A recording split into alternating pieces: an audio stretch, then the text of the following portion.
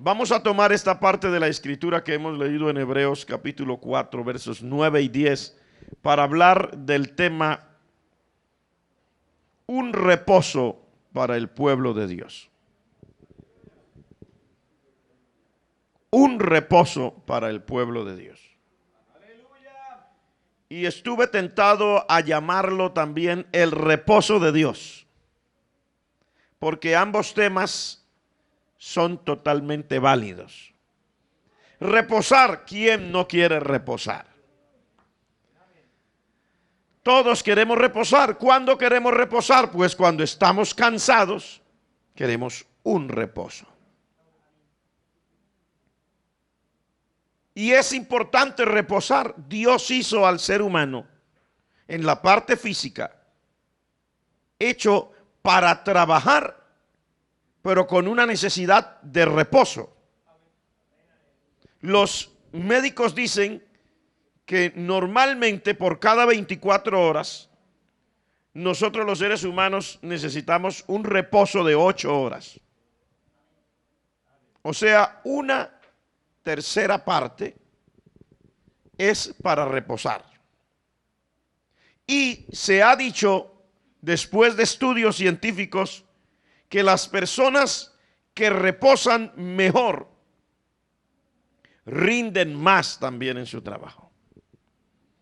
Incluso algunos han llegado a hacer experimentos y no dormir las 8 horas totales en una sola jornada, sino que algunos han hecho experimentos de reposar de una sola jornada 5 horas.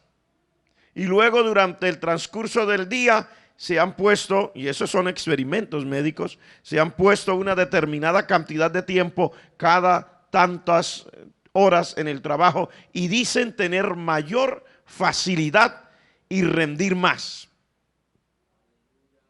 Dios nos hizo así. Dios nos hizo con capacidad para trabajar, pero Dios nos hizo con una necesidad de reposar. Porque recuerde que nosotros somos realmente una fábrica ambulante. Y llevamos una central eléctrica. Y también llevamos una central de cómputo, de sistemas. Los más avanzados que hay en el mundo. Recuerde que nosotros somos lo máximo de la creación divina. Y que nadie puede negar eso, que por encima de todas las máquinas y todas las cosas, el ser humano sigue teniendo todavía esa estatura o posición que Dios le dio. Por eso, aunque un avión puede despegar, volar hasta su destino y aterrizar todo a control de un computador, sin embargo, y que los computadores que llevan estos aviones están capacitados para hacerlo así, sin embargo, la gente ni los propios que lo hicieron se confían. Y entonces hacen dos cosas básicas. Despega el avión, lo que llamaríamos manualmente, o sea, por el control de un ser humano que se le llama piloto y alguien que le ayuda que le llaman copiloto. Y también la labor de aterrizaje no se la confían tampoco a ese computador, sino que la asume también el piloto y su segundo oficial a bordo, que es el copiloto. ¿Por qué? Porque todos los seres humanos entendemos de la gran capacidad por encima de las máquinas que Dios le ha dado al ser humano. ¿Y cuántos quieren decir gracias, Señor, por todo eso? Somos lo máximo de la creación. Dios nos hizo con esa bendición, a pesar de ser de barro. Porque no se le olvide que usted y yo somos de barro. Yo se lo he dicho como 100 millones de veces. Pero nunca dejaré de decírselo, porque a uno se le olvida. Así se lo digan, a uno se le olvida. Después de mirarse en el espejo hoy, se bañó, se cambió, se afeitó si es hombre, se peinó, se perfumó, se puso soberana camisa, una corbata tan elegante y se le olvidó que era de barro, pero sigue siendo de barro. Levante la mano los que se acuerdan. Dios nos hizo de tal manera que podemos producir muchísimo, pero nos hizo con una necesidad de reposar. Eso también sucede en el alma, en nuestra parte espiritual. Dios nos dio una gran capacidad espiritual. Imagínese la capacidad de comunicarnos con Él. Usted sabe lo que es hablar con Dios, hermano. Eso excede todos los límites de cualquier otra cosa que usted pueda o quiera lograr aquí en la tierra. Estamos hablando de comunicarse por la fe con su Creador. Pero al mismo tiempo que se comunica con la fe, ver resultados tangibles, o sea que usted los puede tocar.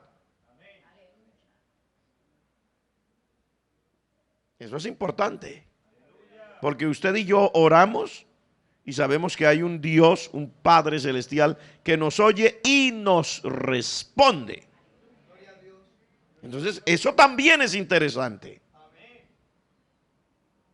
Sin embargo, el ser humano puede llegar a estar cansado en su espíritu. Y el cansancio que más afecta no es el cansancio físico, sino el cansancio espiritual.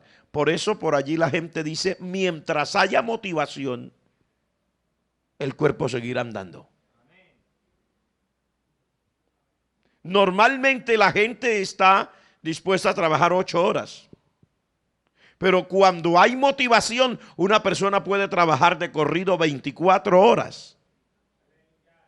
Aunque el cuerpo se canse, hay una motivación que lo mantiene andando. Normalmente nosotros no aguantamos 24 horas de corrido ejerciendo una labor, porque el cuerpo nos... Pero cuando hay una motivación extra, eso ya es espiritual. Ya sea una motivación que viene por causa de la alegría o felicidad, o una motivación que viene por causa de una presión externa. Por ejemplo, a una madre, a un padre, se enferma su hijo, su hija, y eso lo motiva, y la persona puede hacer cosas por encima de lo que normalmente hace y sigue haciéndolo con fuerza. Aunque su cuerpo no quiera, hay una motivación espiritual. Por eso usted habrá oído casos de personas que han sobrevivido a tragedias. Por ejemplo, yo he oído de personas que han nadado 4, 5, 6 kilómetros sin ser profesionales, sin ser deportistas. Yo no nado sino 10 metros. Y ya me tengo que o agarrarme de algo o hundirme. Pero, ¿qué ha motivado a estas personas? La mayoría de ellos dicen, yo recordaba a mis hijos, recordaba a mi esposa, recordaba a mi esposo, recordaba a mi madre, y eso me daba fuerza, y cuando ya estaba esa motivación, lo hacía seguir. Eso tiene que ver con la parte espiritual. Pero si se cansa y se le acaba la motivación, aún las cosas que normalmente haría cualquier otra persona, por ejemplo, un trabajo de 8 horas, el cuerpo está capacitado para trabajar 8 horas de corrido. Aún eso se vuelve una carga y un problema para aquel que ya no tiene esa motivación. Para aquel que está cansado espiritualmente. Se le vuelve una carga. ¿Cuántas personas van al puente y se tiran de ahí? ¿Por qué? Porque está cansado y siente que es muy difícil vivir y tan fácil que es vivir, ¿cierto? Levante la mano los que saben que es muy fácil vivir. En serio, levante la mano los que saben que es muy fácil vivir. Es fácil. Yo no sé si para ustedes es fácil, pero yo lo veo fácil. El Señor me ha dado el privilegio de vivir y yo lo encuentro una bendición. Sencillamente se despierta uno y si es un hijo de Dios, pues dice, gracias Señor, qué bueno eres. Y le sirven la comidita cualquiera que sea la que Dios le provea. Así sea la comida más sencilla. Gracias Señor. Y comió y ya. Pero el que está angustiado ve la comida, la tira. Está cansado. No importa que sea la comida más excelente. No la quiere. Se queja porque tiene que comer pollo. Porque tiene que comer carne. ¡Qué fastidio! ¿Sí o no? Mientras que hay otro que es probable que reciba, como el profeta Elías, una torta de harina, o sea, una arepa, para que me entienda más. Una arepa de harina bien asadita. Gracias, Señor. Está reposado. Pero el otro, no importa que sean manjares, está cansado y ni siquiera comer quiere. Se no puede ni vivir porque está cansado. Por eso aquí estamos hablando de un reposo para el pueblo de Dios. Y podríamos titularlo también el reposo de Dios, porque Dios también quiere que nosotros reposemos.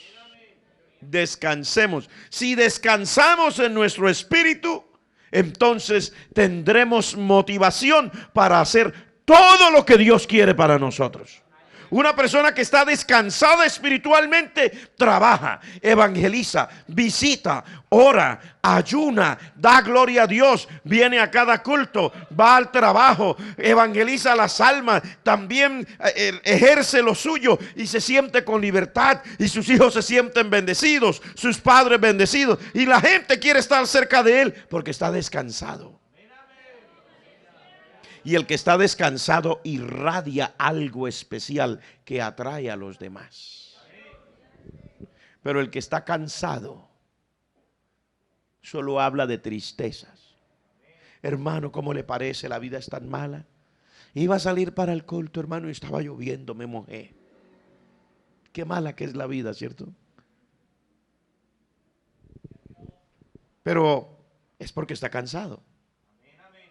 Porque qué dicha que caiga el agüita del cielo, como dice en el libro de Isaías, en el capítulo 55, para que riegue la tierra y la haga germinar y producir. Y le dé semilla al que siembra y pan al que come. ¿Sí? Pero si está cansado, oiga, qué tragedia. El que está cansado, la gente siempre siente que es difícil estar con esa persona. El que está cansado se vuelve peleonero, problemático, complicado. El que está cansado no vota sino como lo que vota es como veneno. ¿Sabe cómo lo describe el libro de Proverbios? Mejor es vivir en un rincón del terrado que con una mujer que está cansada y se vuelve rencillosa en una casa espaciosa. Pero no se le aplica solamente a la mujer, eso se le aplica al hombre también. Yo creo que una mujer, si lee eso y lo quiere poner personalizado, diría, mejor es vivir en una choza con techo de paja que con un marido cansón en un palacio. Porque es lo mismo. Si una mujer peleonera, problemática porque está cansada, es que la persona cansada ve mal el levantarse y ve mal el acostarse. Ve mal la comida criolla y ve mal la cocina internacional. Ve mal el pagar arriendo y ve mal el tener casa propia. Porque no puede estar contento con nada. Si tiene casa propia el día de pagar el impuesto, dice, uy, no vale la pena tener casa. Mire cuánto hay que pagar. Y cuando está pagando arriendo, dice, qué tragedia que yo en toda mi vida y no he podido tener una casita propia. Está cansado. Y esa persona cansada causa problemas a los demás. Lo que irradia es veneno, amargura. El Señor Jesucristo vio a la gente en esa condición en el libro de San Juan en el capítulo 7. Desde el verso 37 en adelante, cuando el Señor dice, estaba en el último y gran día de la fiesta en el templo. Pero ahí había gente en el templo que estaba Oiga, ellos iban a la fiesta, oraban, leían las escrituras, pero el Señor lanzó una exclamación y dijo: si alguno tiene sed, venga a mí y beba. Porque como dice la escritura, el que crea en mí, de su interior correrán ríos de agua viva. Porque hay gente que está cansada y se le nota, hermanos. Se le nota el cansancio. La familia lo nota, los compañeros de trabajo lo notan, los hermanos de la iglesia lo notan. Todo el mundo nota cuando uno está cansado espiritualmente. ¿Por qué? Porque cada uno delata cómo se siente por la forma en que actúa y por la manera en que habla. Cuando uno habla con una persona: Dios le bendiga, hermano, ¿cómo está? Dice: ay, hermano, mejor no me pregunte. Está cansado. Está cansado espiritualmente. La vida ha sido una tragedia para mí. Me acuerdo desde que yo era niño, y comienza a botar todo su veneno. Hermano, cuando yo tenía 5 años, ya me tocaba llevarme un bulto de yucas al hombro. Cuando tenía 10 años, tal cosa. A los 12, y comienza a contarle toda la historia, y usted ahí desesperado por irse. ¿Por qué? Porque usted no quiere oír eso. ¿Está cansado? Cuando se lo vuelva a encontrar, la misma historia. Mientras esté cansado, es la misma historia. Cuando una persona está cansada espiritualmente, se le verá en la manera como actúa. ¿Usted no ve personas que todo el tiempo están furiosísimos, furiosísimas? Que parecen un taco de dinamita con la mecha ya encendida. Sí. Para calmarlos hay que llamar a la policía. Algunas mujeres o maridos cuentan con esa desdicha de haberse casado con una persona que no ha descansado espiritualmente. Algunos, cuando se sienten tan así, dicen: me tocará estudiar artes marciales. Porque la otra persona continuamente es agresiva. Una persona que continuamente es agresiva nunca tiene descanso, está cansada espiritualmente. No tiene el reposo de Dios. No tiene el reposo de Dios. No ha entrado en el reposo de Dios. Cuando uno entra en el reposo de Dios, la vida es linda a pesar de las circunstancias, hermano. Mire que la vida es hermosa, hermano. Gloria al nombre del Señor. No importa lo que haya pasado, la vida es hermosa. Quédese contemplando una flor y verá lo linda que es. Mire los paisajes por la mañana, mire esas montañas majestuosas que nos rodean y usted verá lo lindo que es. Todo eso lo hizo el Señor como un regalo para usted y para mí. Amén, hermanos. Mire el pueblo de Dios reunido y verá que es una bendición pertenecer a la iglesia y tener un lugar donde congregarme y tener el privilegio de cantar y poder oír el mensaje de la palabra de Dios. Qué linda que es la vida, hermano. Amén, hermanos. No, que me dijeron, pero hermano, todo el mundo tiene boca, lengua, para eso se la dieron, para que hable. El problema no es suyo, el problema es del otro. Mientras usted esté descansado, oiga, hay un atractivo. Usted irradia vida, irradia gozo, irradia tranquilidad, irradia el mismo reposo que hay dentro de usted. Pero cuando usted está cansado, no, hermano, es difícil. Vamos a mirar algo acerca de este reposo de Dios.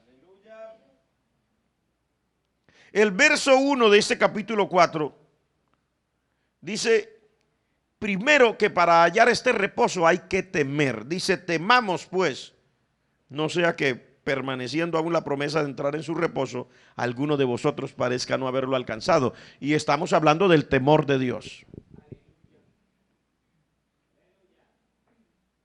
El temor de Dios. La escritura dice que el temor de Dios es aborrecer el mal. O sea, estar dispuesto a amar al Señor y a despreciar y aborrecer aquello que no agrada a Dios. Eso es temor de Dios. Porque hay gente que no está haciendo el mal, pero porque no puede. Hay gente que no está adulterando, Pero no porque le nace no adulterar, sino porque no le ha resultado la oportunidad, porque está económicamente mal y entonces nadie lo voltea a mirar, o porque el barrio donde vive, o por cualquier otra razón. Pero si se le presentara la oportunidad,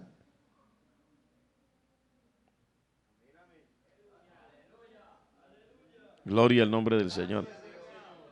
Hay gente que no está robando, pero porque no puede. En la cárcel hay una cantidad de ladrones y no pueden robar, están encarcelados. Pero cuando lo saquen de allá, ¿es así o no es así? O sea, el temor de Dios es aborrecer el mal, no es solamente no hacerlo. Usted sabe que aún en las iglesias hay gente que vive, si en la iglesia determinada donde esta persona asiste se predica una palabra de exigencia espiritual como debe ser, de exigencia doctrinal, la persona vive así hasta tanto haya alguien que lo controle. Pero apenas lo suelten, si estaba en su corazón otra cosa, enseguida se denota. El cambio es total. Entonces aquí habla del temor de Dios. Eso es lo primero, que este reposo se obtiene, se mantiene estando en el temor de Dios. Pero vamos a mirar algo más acerca de este reposo. En el libro del profeta Jeremías, en el capítulo 6, el verso 16, nos da otra clave. Mire lo que dice. Capítulo 6, verso 16. Así dijo Jehová: paraos en los caminos y mirad y preguntad por las sendas antiguas cuál sea el buen camino, y andad por él y hallaréis descanso para vuestra alma. Usted sabe que hay gente que a pesar de ser cristiana no tiene descanso, no tiene reposo, siente una angustia existencial. Y hay gente que corre de sitio en sitio donde oigan que llegó un profeta o una actividad profética, apostólica, y de todas porque la gente, oiga qué gancho tan tremendo usar un nombre así. Hermano, gran conferencia profética y apostólica. Eso allá caen de una vez la gente que está angustiada a ver si los apóstoles y profetas del momento me pueden brindar algo para yo descansar. Yo le puedo brindar eso sin necesidad de que usted tenga que salir corriendo a ningún lado. En la palabra de Dios se lo brindo, no en mí. Aquí dice cuál es el secreto para que descanse. El secreto para descansar no es ir corriendo detrás de una conferencia a la que le pongan un nombre que parece muy lindo, porque le cuento que la gente que le pone el nombre sabe por qué se lo pone. En otros tiempos se daban las mismas conferencias y no se le ponía ese nombre.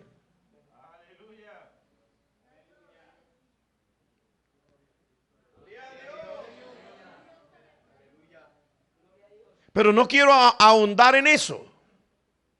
Quiero mirar realmente qué es lo que pasa cuando las personas vamos delante de Dios, y dice aquí pararse en los caminos. Usted sabe que aquí, hermanos, está hablando en plural.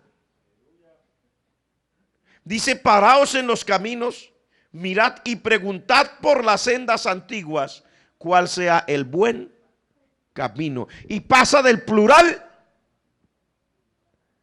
al singular. ¿Por qué? Porque el Señor Jesucristo dice que camino solamente hay uno. Ese buen camino es el Señor, su palabra y su verdad. Pero mire que al principio habla de diferentes caminos, porque cuando usted está caminando para Dios, nunca se le olvide que siempre habrá una cantidad de ofrecimientos, modas teológicas, formas doctrinales diferentes a las que Dios ha establecido en su palabra. Porque el apóstol Pablo mismo en el libro a los Gálatas les dice: aun si un ángel o yo mismo les predicara un evangelio diferente. O sea que esa posibilidad siempre está latente. Un evangelio de facilismo, un evangelio de no compromiso, un evangelio de prosperidad material o financiera, un evangelio de solo exaltación de la persona como tal. Eso hay muchos caminos, dice aquí. Paraos entonces en esos caminos y mirad y preguntad por las sendas antiguas. No dice por lo moderno.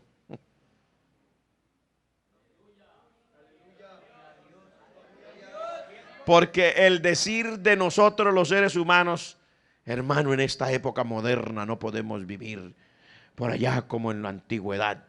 Pero aquí el Señor nos está diciendo: sí, pregunte por las sendas antiguas. Y cuando ya encuentre las sendas antiguas, escoja el buen camino, que ese no es moderno, ese es antiguo. Es tan antiguo que es eterno. Porque el Señor Jesucristo, que es el buen camino, Él es eterno. Él no es del año 1000, Él no es del año 500, Él no es del año 0. Él es eterno. Jesucristo de nuestro Señor es eterno.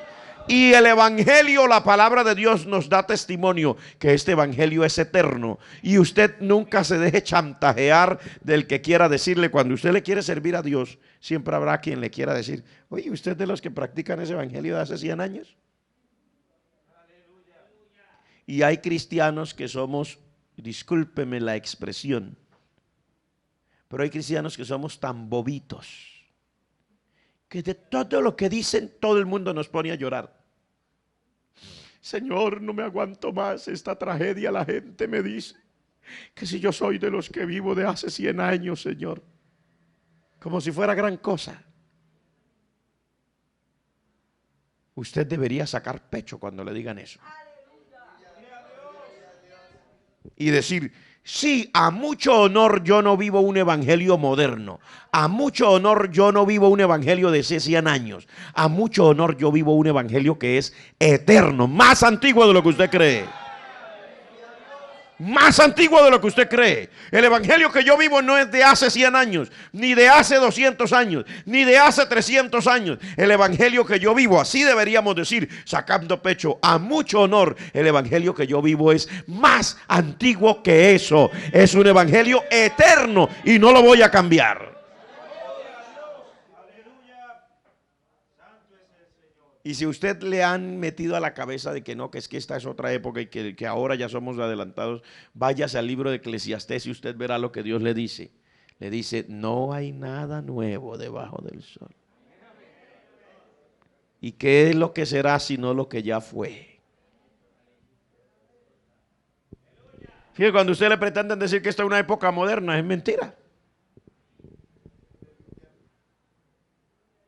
Habrá tenido unos avances tecnológicos diferentes a los que conocíamos hace un tiempo, pero déjeme decirle que la medicina de por allá de los años 300 y 400 entre los árabes hablaba de trasplante de córneas.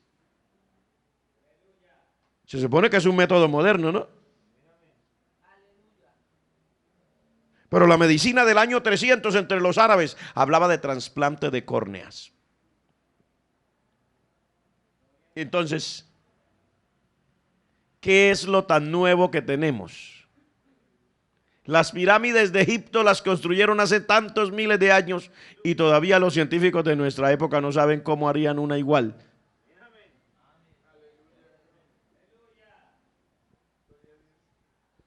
La ciudad de Machu Picchu, allí en el Perú, fue hecha de puros bloques de piedra, cortados con precisión. No se sabe con qué tipo de herramienta, dicen los científicos. Hecho sobre un monte alto donde no hay piedras de esa clase. ¿De dónde las trajeron y cómo las subieron? Resuélvame ese crucigrama.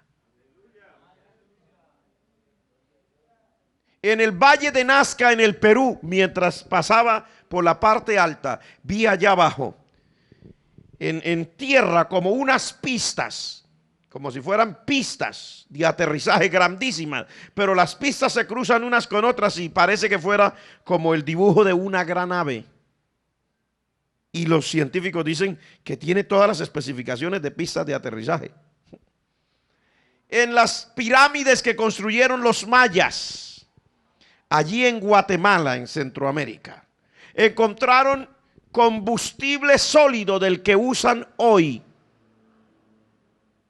las naves espaciales en sus vuelos extraterrestres. ¿Cómo lo sabían? ¿Cómo lo hicieron? ¿De dónde lo sacaron? ¿Para qué lo llevaron? No estamos aquí para hablar de eso. Estamos aquí para decirle: no se deje chantajear por la gente. Sepa usted que hay muchas cosas que ya pasaron. Y la gente antigua no era tan boba como nosotros los creemos. Porque nosotros a veces nos creemos que no. A veces pasa igual que con los hijos y los padres. Cuando el hijo tiene 20 años, el papá tiene 45, 48, entonces el hijo habla por allá con los compañeros de clase y dice: uy, no, mi papá sí, de la época de antes. Ay, pobrecito mi papá. Y las muchachas, pobrecita mi mamá. Eso no sabe cómo ellos de hace tiempo. Como si el papá y la mamá no hubieran sabido nada, ¿cierto? Pero déjeme decirle que ese papá y esa mamá que usted dice que no sabe nada, lo enseñaron a usted hasta tomarse el tetero porque no sabía. Usted no sabía ni comer. Lo tuvieron que enseñar a comer. No sabía ir al baño. Le tuvieron que enseñar a ir al baño. Y eso se lo enseñó ese papá que usted dice que no sabe. Esa mamá que usted dice que no sabe. Igual pasa con la historia. Entonces también se mete la misma idea al cristianismo. Y algunos creen que es que nuestros predicadores de ahora son modernos y que los predicadores de antes no sabían nada. Pero hubo un predicador en los primeros siglos que se llamaba Crisóstomo. ¿Sabe cómo le llamó la historia y la iglesia de su tiempo a este predicador? Le decían el predicador de los labios de oro.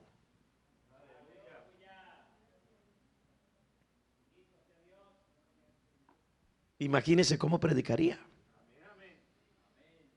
Hubo predicadores tan antiguos. Y yo podría quedarme diciéndole todo eso solo para sacar a la gente de esa situación donde otros pretenden encasillarle. Uy, usted se quedó en el pasado, usted es legalista, usted aquí, usted allá, usted lo otro. Y pretenden con eso hacer avergonzar a los demás. Pero usted y yo que tenemos el reposo de Dios, si es que en verdad lo tenemos, a nosotros no nos mueven ese tipo de palabritas.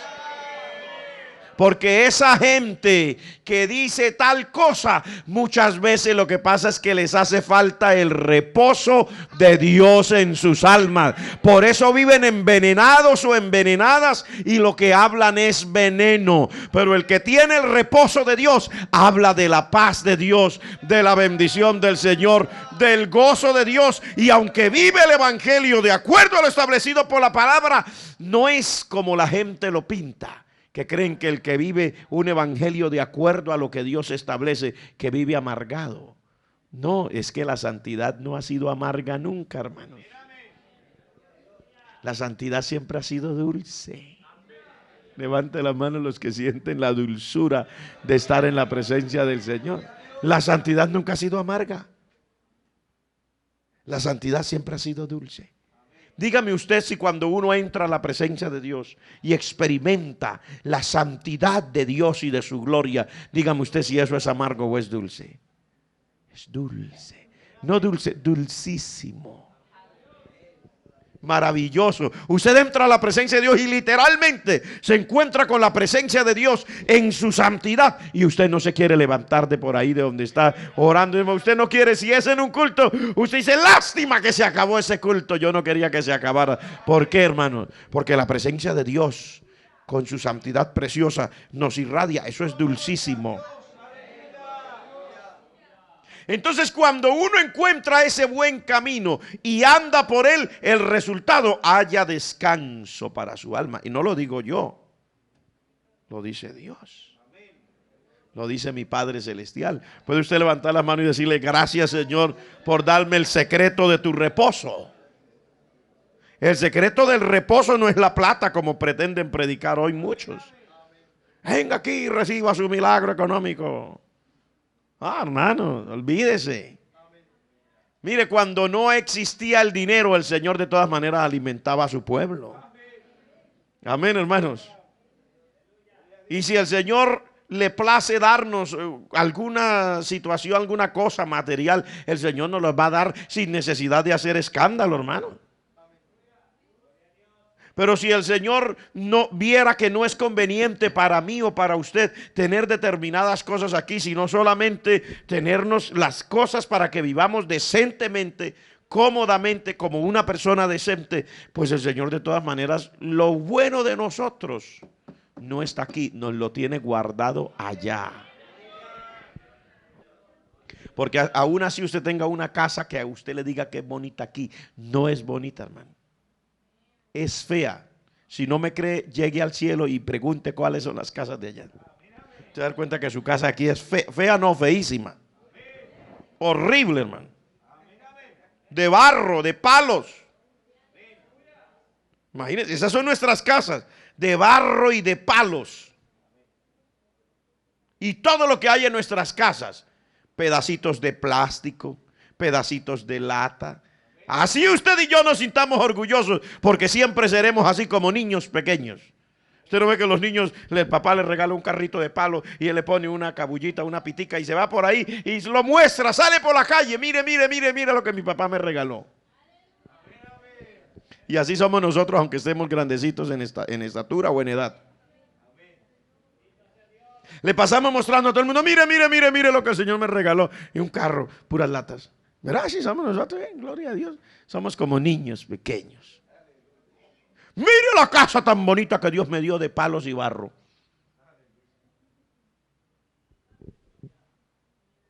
Pero lo genuino, lo de Dios para mí, lo que realmente Él me tiene a mí como herencia, porque la gente hoy día al predicar el evangelio de la prosperidad pretende decirle a la gente y le mete en la cabeza que esa es la herencia de ellos, que por ellos ser hijos de Dios se merecen ese palacio de barro. Hermano, por Dios, está fuera de orden. Eso es una añadidura, dice la palabra del Señor en el libro de San Mateo.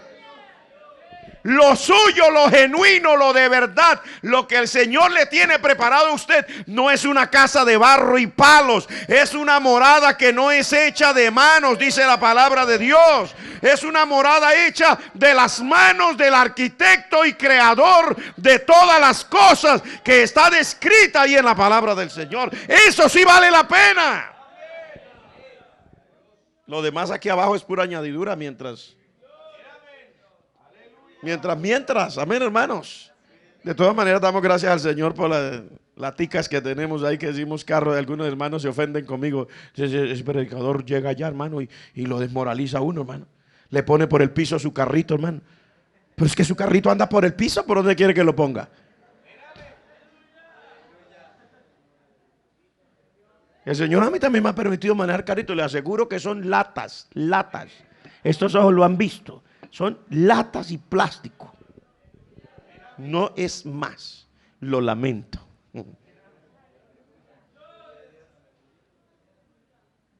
Gloria al nombre del Señor.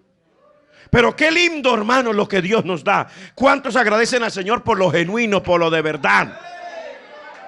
¿Cuántos agradecen al Señor por lo eterno, hermano? Por lo que verdaderamente vale la pena.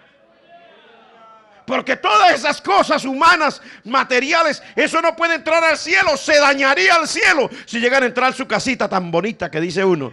Allá, eso se tira al cielo, hermano. O el carrito de uno, no, que yo tengo un carrito año 2010, hermano, eso se tira al cielo. Por Dios, ¿cómo vamos a meter eso si cuando pasan 3, 4, 5 años uno ya no lo quiere tocar? La prueba está cuando uno va a tomar un taxi. Se para ahí en la esquina y dice: ese no, déjelo pasar, que ese está muy viejo. Pero ese también fue nuevo. ¿Se da cuenta? Pero lo eterno, lo de Dios, alabado sea el Señor. Lo genuino, lo que el Señor nos ha preparado. Mire, vale la pena vivir para Dios, hermano. Diga conmigo, vale la pena vivir para mi Padre Celestial. Vale la pena vivir para mi Señor. Vale la pena. Y déjeme decirle una cosa. Vale la pena por muchas razones. Porque este reposo que Dios nos dice aquí. Oiga, hermano, este reposo vale la pena. Usted se imagina, hermano, lo que le arderá al diablo que el Señor lo reprenda. Que lo vuelva a reprender en el nombre de Jesús. Se ha reprendido. Lo que le arderá al enemigo verlo a usted y a mí aquí en esta noche. Después de un día lleno de quién sabe cuántas dificultades. Que el negocio, que no se vendieron suficientes cosas, que no sé qué, que el arriendo, que por allá, que quien por allá, una persona en la calle lo insultó, que alguien habló mal, que bueno, tantas cosas. Y luego usted está aquí y levanta la mano y dice, aleluya, gracias Señor. Usted sabe lo que le arde, hermano. La alergia. Como dijo alguien, la inquina que le da al enemigo. ¿Ah? No solamente una alergia. Lo que tiene es un tipo de rasquiña parecido a una lepra. Cuando lo vea usted que viene a la casa del Señor y usted dice, oiga, de verdad lo que el Señor me ha dado es tan grande. ¿Qué importa que digan? ¿Qué importa que hablen? ¿Qué importa que me pase? ¿Qué importa que el carro? ¿Qué importa que la casa? ¿Qué importa que el salario? No importa nada. Lo que importa aquí es Cristo Jesús. Yo vivo para Él. Yo soy de Él. Yo pertenezco a Él. Y yo le sirvo a Él. Y voy a vivir con Él. Y gloria a tu nombre, Señor. Y alabo tu nombre, Padre. Eso, hermano, eso es una bendición. Eso de verdad es tener reposo. Ese es el reposo de Dios. Aleluya. Ese es el reposo de Dios.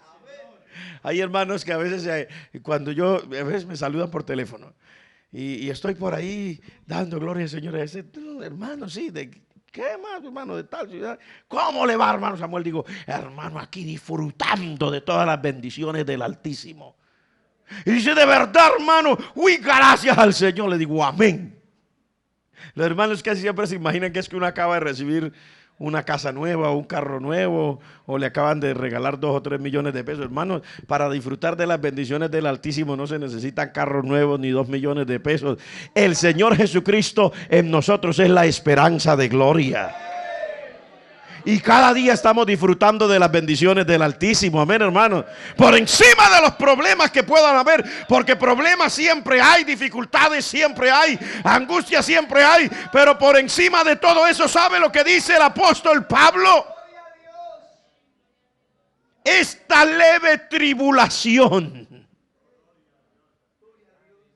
Porque algunos quieren ponerla como que es grande. Pero no es grande, es leve. ¿Y cuál tribulación? Pues el apóstol Pablo dice cuáles eran. Que lo trataban de loco. ¿Quién? La iglesia que él mismo fundó. ¿A los Corintios? ¿No lo dice él? Si no ha estudiado la carta, estúdiala. Lo trataban de falto de conocimiento. Y era el apóstol Pablo. Pero cuando él resume todo lo que le pasaba, dice, hermanos, esta leve tribulación produce en nosotros un cada vez más excelente y eterno peso de gloria. Y aunque esta nuestra morada humana se va desgastando de día en día, sin embargo, la morada espiritual se renueva y va de gloria en gloria. Bendito sea el nombre del Señor. Así que, ¿qué importan los problemas, hermano? Entramos en el reposo de Dios, porque ese es el propósito de Dios para nosotros. Por eso podemos dar gloria a Dios por encima del problema. Y si pudiéramos saltar, saltábamos, danzábamos, reíamos, brincábamos como corderitos de la manada. ¿Sabe por qué? Porque hay reposo. Es que lo que vale es eso, hermano, el reposo de Dios. Hermano, uno con el bolsillo lleno y sin el reposo de Dios es una tragedia. Aleluya, pero qué lindo uno sentirse reposado. Y mire, ahora, aleluya, se termina el culto y yo voy para mi casa. Eso no estoy hablando por mí, sino a título personal de cualquiera de nosotros. Yo voy para mi casa y digo, Señor, gracias. Tu palabra dice, en paz me acostaré y así mismo dormiré, porque solo tú, Jehová, me hace vivir confiado. Gracias, Señor. Y creo esa palabra y ahí Como dijo alguien, es como si me hubieran pegado con un palo por la cabeza. Ahí quedé, reposé tranquilamente y al otro día levanto mi mano. Ay, gracias Señor, este día tan bueno. Gracias por la noche. Hermano, eso vale. Eso vale, hermano. ¿De qué le sirve a la gente una cama con colchones de 3 millones de pesos si no pueden dormir? Toda la noche tire y tire cabeza. Que hablaron de mí, que dijeron de mí, que me pegaron, que me hicieron, que me van a botar, que me están haciendo maldades, que una cosa que otra, que mire que de pronto me roban, que vienen y me llevan con todo y colchón porque es muy caro, una cantidad de cosas. Hermano, eso no es vida. Amén, hermano, eso no es vida. Pero cuando el reposo de Dios está en uno, hermano, así sea como algún hermano dijo, hermano, yo aquí le pongo, mire, esta camita es ortopédica. Le dije, ¿por qué? Dijo, mire el colchón y verá, eran 2 sabanitas. Entonces quedaba bien durita. Dije, es ortopédica mi cama. Y así le toca dormir en cama ortopédica. Cuando se levanta dando gloria al Señor. Porque tiene el reposo de Dios. Aleluya. Eso es lindo, hermano. Tener el reposo de Dios es una bendición. Ahí dice la palabra que Dios nos ha dado un reposo para nosotros. Hay un reposo para el pueblo de Dios. Usted no deje que la vida, hermano, le vaya a quitar el reposo de Dios. No deje que las circunstancias, ni el diablo, ni nadie le quite el reposo de Dios. Ese reposo se lo dio Dios a usted. Mientras usted se mantiene en el temor del Señor, creyéndole a Dios y a su palabra, usted reposa. Amén. Usted reposa. Como dijo alguien, no pasa nada. Hermano, que mire que no pasa nada. Qué fácil, qué lindo, qué rico, qué delicioso. Qué bendición poder reposar así. Uy, hermano, pero uno que lo miren mal y ya uno sale, hermano, venga. Hermano pastor, ayúdeme, mire. Mire cómo me miraron, hermano. Yo que venía buscando a Dios, hermano. Mire esa mirada, casi me mata. Vea, y era aquí en la iglesia, hermano. Qué triste, hermano, qué triste. No pueden ni siquiera mirarlo mal y se cuando lo miren mal. Usted no sabe si que de pronto el hermano tiene cólicos. Bendito sea Dios. Hay que tomarlo por el lado amable. Alabado sea el nombre del Señor. Usted no sabe lo que le está pasando al otro. Pero usted y yo tenemos el reposo de Dios. Eso ahí no tiene nada que ver con mirada, ni con palabras, ni con nada, hermano. Gloria al nombre del Señor, porque es el Señor. Ahora la palabra de Dios dice acerca de este reposo, mire, en el verso 10.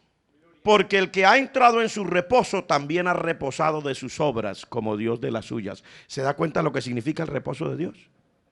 Ya miramos cómo se obtiene en el temor de Dios y buscando por los caminos, la senda antigua y andando por el buen camino.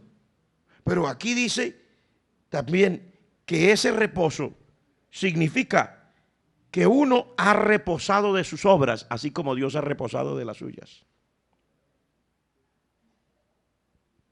¿Sabe qué quiere decir esto? Quiere decir que usted ya no vive angustiado como antes. Ya ha reposado de sus obras, como Dios reposó de las suyas. O sea, dicho de otra manera, que uno cuando no tiene a Cristo y no tiene este reposo, uno depende de uno mismo. Y uno es el que vive labrando su vida, ¿cierto? Y como dice uno, estoy labrando mi futuro. Y cuando termina de estudiar dice, me siento realizado. Y cuando le preguntan al deportista que cómo lo logró, tuve fe en mí mismo y en mis capacidades. Está uno siempre, uno mismo, haciendo su propia vida.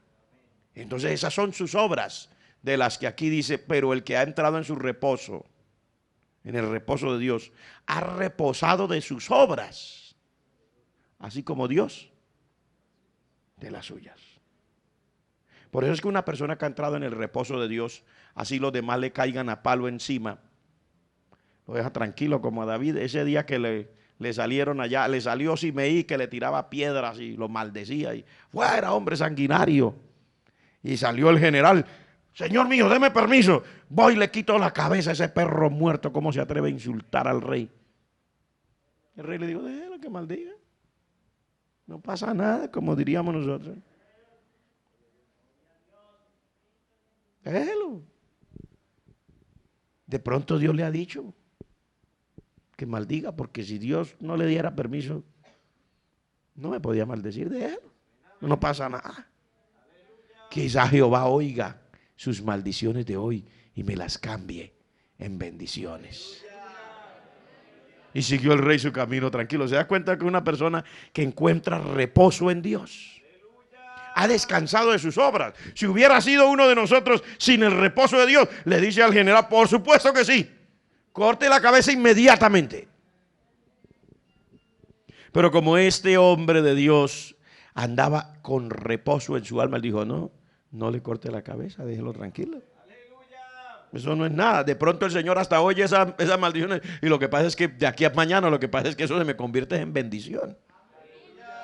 Porque poderoso es Dios para cambiar esa maldición en una bendición. Gloria al nombre del Señor. Y ese es cuando uno ha reposado de sus obras. Uno no se defiende a sí mismo. Porque cuando uno se defiende, esas son sus obras. Pero cuando uno ha reposado en Dios, deja sus obras y entra en el reposo divino. Y si el Señor lo tiene que defender, lo defiende Él. Y si ve que no hay para qué defenderlo, pues no lo defiende, lo deja ahí tranquilo. Pero hermano, es que llevo 4 años y me tienen eso, mire, esa situación terrible. No, pues deje, no. Diga como David, ¿será que el Señor está así, ha decidido así?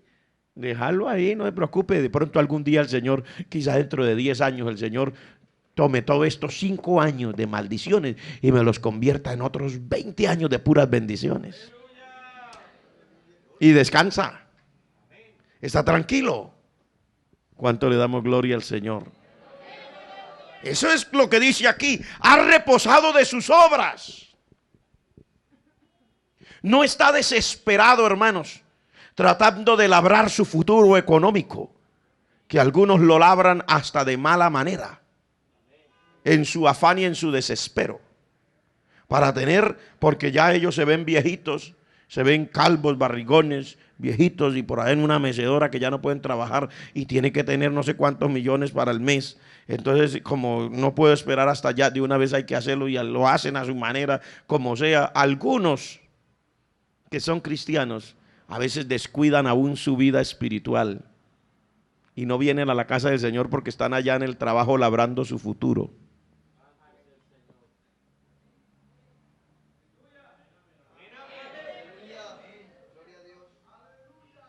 Están por allá labrando su futuro, ahorrando, sí, porque muy bonita la predicación del pastor, sí, pero y cuando yo llegue a viejo, ¿qué me va a alimentar él? Eso mejor de una vez, porque está todavía en sus obras, las suyas, las de él. En cambio, el que ha reposado en Dios, dice, si el Señor me ha mantenido por 40 años, no me va a mantener los últimos 2 o 3. ¿O no? Piénselo y verá.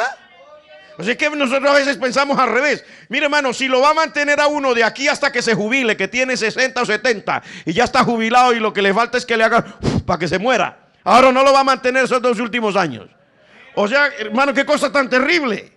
Después de haber visto 70 años de provisión, ahora no puede creer por los últimos 2. Pero así somos los seres humanos, cuando no hemos reposado en el reposo de Dios.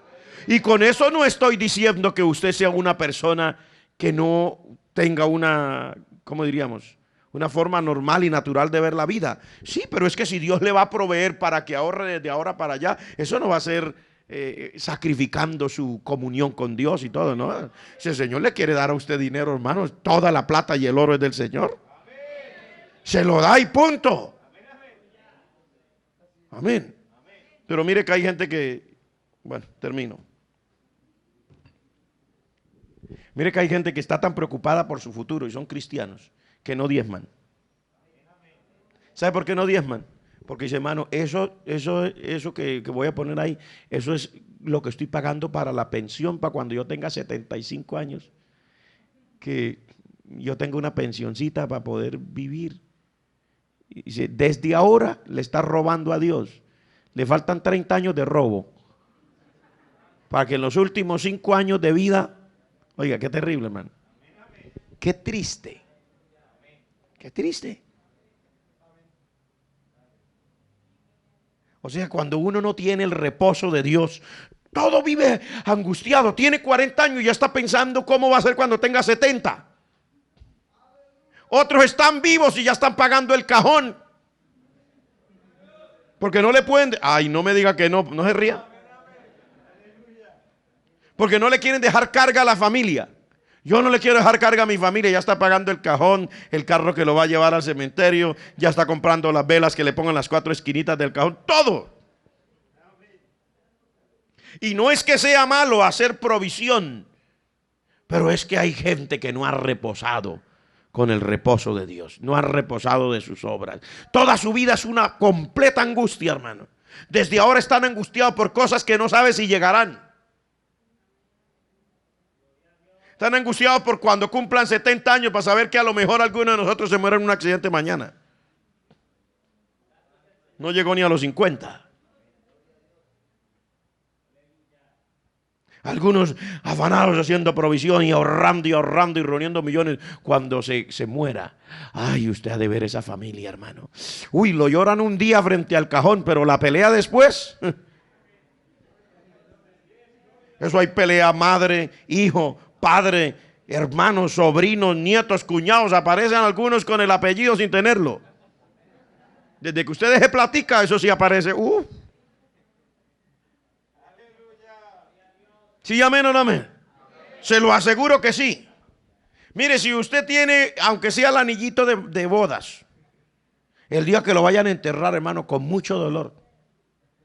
Con mucho dolor, pero su hijito o su esposa o alguien se lo quita, hermano. Sí, hermano. Y no, yo no es que quiera quitarle a mi papá o yo sabe Dios cuánto lo amo, pero es que si yo no se lo quito, después viene el sepulturero o viene el que arregla los cuerpos o viene no sé quién o un ladrón de tumbas de noche y se lo roba porque se dieron cuenta que llevaba y yo mejor lo guardo para un recuerdito de mi padre y le saca el anillito con mucho dolor y dice, ay Señor, esto era de mi papá y lo pone en una cajita y dice, de mi papá. ¿O no? Dígame sí o no. Y pensar que uno tan preocupado en la vida, ¿cierto? Haciendo cosas y planes y ahorrando no sé cuántas cosas. Y no estoy diciendo que es malo ahorrar ni hacer provisión para el futuro. No me vaya a malinterpretar. Estoy diciendo que hay gente que sacrifica todo, hermano. Su vida espiritual, hasta la familia la pierden. Por estar corriendo detrás de un billete de 2,000.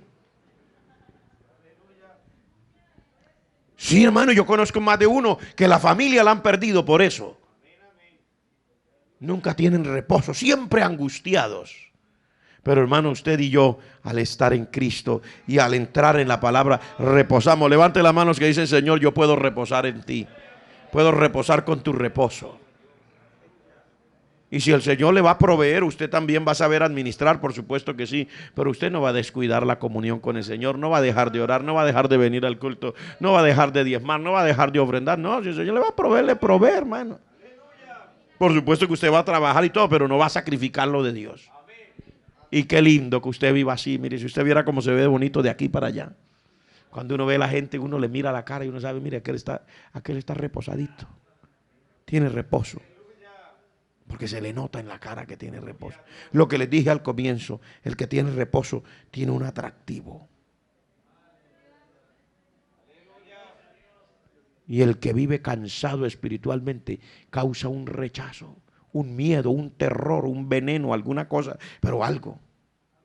Eso se nota la diferencia entre el uno y el otro. Entonces en esta hora, hermanos, vamos a estar en pies. Aleluya. ¿Cuántos pueden decir, Señor, gracias por tu palabra?